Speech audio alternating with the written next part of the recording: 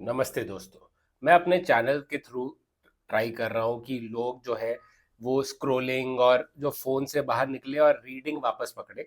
उसी प्रयास में मैं एक और वीडियो लाया हूँ। आज हम बात करेंगे टॉप साइकोलॉजी बुक्स जिसने मेरी लाइफ को काफ़ी चेंज किया है। पहली जो बुक है वो व्हाई बुद्धिज़्म इज़ ट्रू। इसमें जैसा कि ये बुक बोलता है बुद्धिज्म के बारे में। तो बुद्धिज्म मतलब कि जो मेडिटेशन, इसमें मेडिटेशन माइंडफुलनेस जो एस्पेक्ट है बुद्धिज्म का, उस पर बात करी है।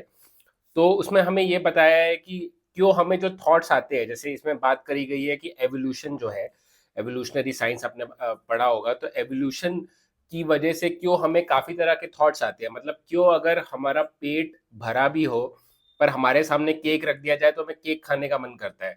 या फॉर एग्जाम्पल किसी ने अगर हमें कुछ बोल दिया, या किसी ने हमारे कई लोगों के सामने बेइज्जती करी, तो हमें ऐसा क्यों लगता है कि भाई हम जैसे मरने वाले हैं, हमारी मौत क्यों आ जाती है सिर्फ सोशल प्रेशर की वजह से। तो ये सारे जो एवोल्यूशनरी चीजें हैं उस पर बात करी, और फिर बात करी है कि कैसे जो बुद्धिज्म है वो इन जो थॉट्स है और जो फीलिंग्स है हमारी, जो एवोल्यूशन की, जिसको हम कंट्रोल नहीं कर सकते, वो कैसे जो बुद्धिज्म का जो मेडिटेशन है, माइंडफुलनेस है, उसको यूज करके हम उन थॉट्स से, उन फीलिंग्स से डिस्टेंस बना के अपनी लाइफ एक अच्छी तरह से जी सकते हैं।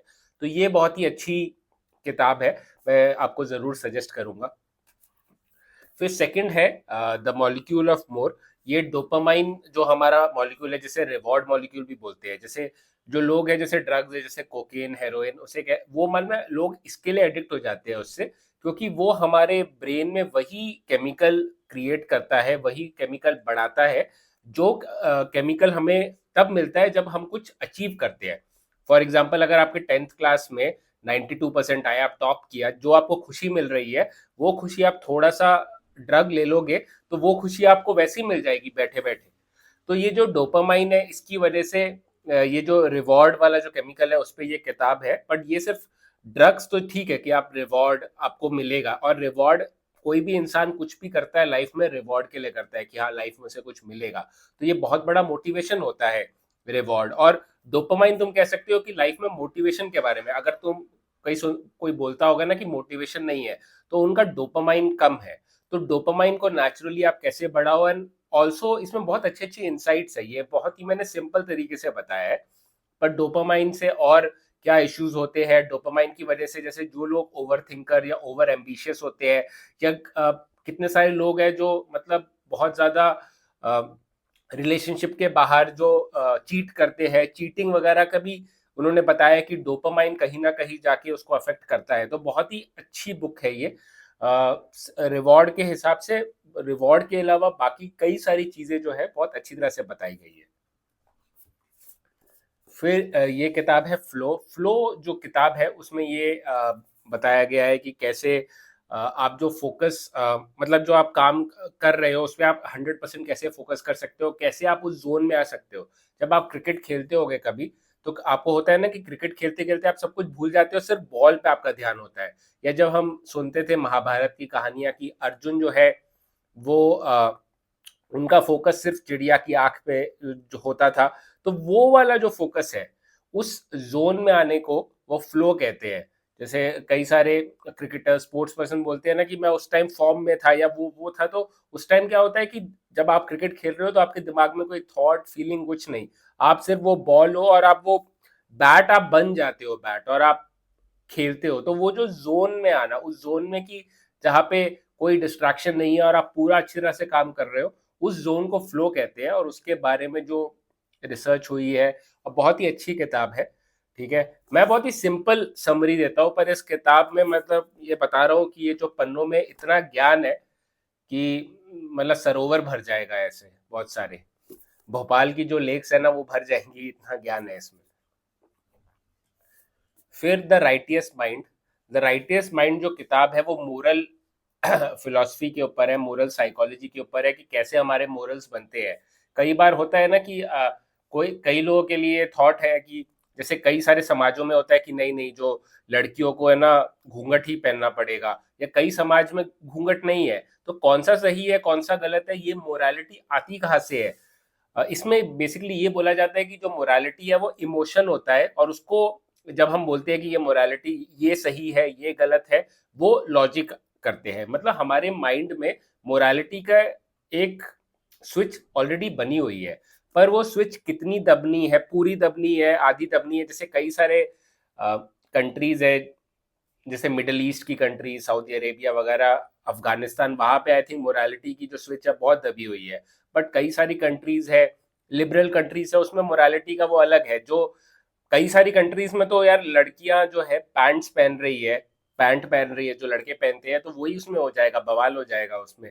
पर कई सारे उसमें कंट्रीज में तो बहुत सारी चीजें हो गई है। तो वो मोरालिटी वाली चीजें है, उसका साइकोलॉजिकल जो है, क्यों लोग, कई लोग राइट विंग है, कई लोग लेफ्ट विंग है। मतलब क्यों इंसान कांग्रेस को कोई वोट करता है, कोई इंसान क्यों दिल से बीजेपी को वोट करता है। लेफ्ट विंग राइट विंग जो पॉलिटिक्स है, इसमें अमेरिका के कॉन्टेक्स्ट में दिया हुआ है कि डेमोक्रेट्स एंड रिपब्लिकन। बट हाँ, इसको आप इंडिया के उससे लॉजिक से भी आप देख सकते हो। तो ये बहुत अच्छी किताब है। और इस बंदे ने जो बंदा मतलब डॉक्टर जो जोनाथन हाइट है, बंदा डॉक्टर जोनाथन हाइट है, उन्होंने भुवनेश्वर में अपनी पीएचडी थीसिस करी है कास्टिज्म के ऊपर, कि क्यों इंडिया में ही कास्टिज्म का वो था और अंदर से लोगों को फील होता है। मतलब चाहे मैंने देखा है कि कितने बड़े बड़े लोग हैं, जो पढ़े लिखे लोग हैं, बहुत समझदार लोग हैं, पर तो भी वो उनमें कास्टिज्म वाली भावना आ जाती है।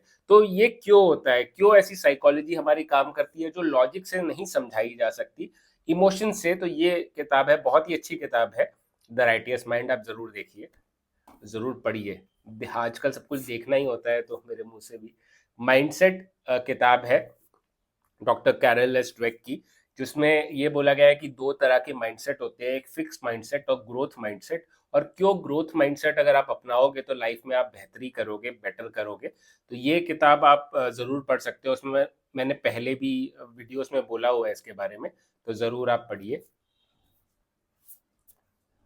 The subtle art of not giving a FCK, ये जो किताब है बाकी किताबों से कंपैरेटिवली तो मैं कहूंगा कि इतनी, जैसे साइंटिफिक है, साइंटिफिक ये बुक, बट ये बहुत ही स्टोरी लाइक आपको लगेगी, बहुत ही नॉवल लाइक लगेगी। और इसके भी जो मेन चीज यही है कि हमारी लाइफ में ना बहुत सारे होते हैं। अगर आप सोचो रोड पे जा रहे हो तो कोई कुत्ता भौंकेगा, कोई बंदा आपको पीछे से आवाज दे रहा है, पर आप हर टाइम रुक जाओगे और हर इंसान से बात करने लगोगे, हर चीज को इंपॉर्टेंस देने लगोगे, तो आप अपनी मंजिल कभी नहीं पहुंचोगे।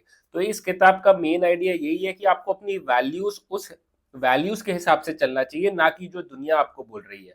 अगर आप वैल्यूज के हिसाब से चलोगे, तब आप अपनी लाइफ एक अच्छी तरह से जी पाओगे। The subtle art of not giving FC के, इसका मतलब यही है कि आपको समझना चाहिए कि कब नो बोलना चाहिए। हर जगह यस बोलते रहोगे तो अपने लिए कब जियोगे, दूसरों को यस बोलते रहे तो अपने लिए कब जियोगे। तो ये जो किताब है बहुत ही अच्छी बुक है। तो आई विल सजेस्ट 100% पढ़ने के लिए। और इनकी एक और किताब है मार्क मैंसन की, एवरीथिंग इज FCKED, तो वो किताब भी आप पढ़ सकते हो। और उसके बाद आया है फिर ग्रंथ, ठीक है, बिहेव। ये बुक जो है, ये मैं थोड़ी थोड़ी करके पढ़ रहा हूँ, मैं पूरी नहीं पढ़ पाया हूँ। बट ये बुक जो है, the biology of humans at our best and worst, behave.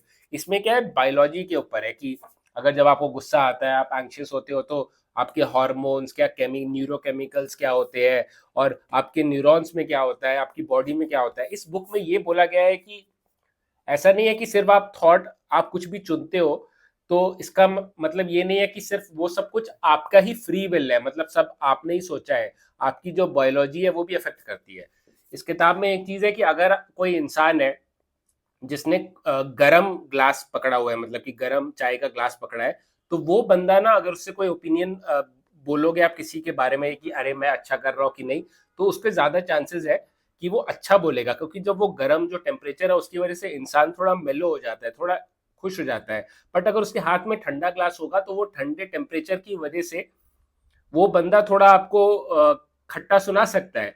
तो वो उसको नहीं पता सबकॉन्शियसली, बट ये जो गर्म ग्लास है और ठंडा ग्लास है वो उसको अफेक्ट कर रहा है। उसकी बायोलॉजी कैसे उसकी साइकोलॉजी को अफेक्ट करती है। ये किताब तो सच में, मतलब अगर फ्लो किताब अगर भोपाल के लेक्स को कर देंगी, पूरा भर देंगी, तो ये जो किताब है वो अरेबियन महासागर है उसको भर देगा। तो ये तो बहुत ही खतरनाक ज्ञान है। और मैं आपको फ्रैंकली बोल रहा हूँ कि ये सारी किताबें मैंने पेज टू पेज पढ़ी है, और कई बार तो ये तो मैंने मल्टीपल टाइम पढ़ी है, पर ये मैं पहली बार भी पूरा नहीं पढ़ा है मैं, क्योंकि ये किताब काफ़ी हैवी है। मतलब ये अकेडमिक किताब है थोड़ी, इसमें बायोलॉजी और काफ़ी सारे आपको केमिकल्स वेमिकल्स के नाम होंगे, तो इसमें ये काफ़ी है, मतलब तो डिफ़िकल्ट किताब है पढ़ने के लिए। इसमें ओवरऑल बायोलॉजी से शुरू किया है और फिर सोशल कि कैसे हमारी साइकोलॉजी सोशल इश्यूज़ को भी अफ़ेक्ट करती है, उस पे भी है। तो ये बहुत अच्छी किताब है, आप उसे ज़रूर पढ़िए।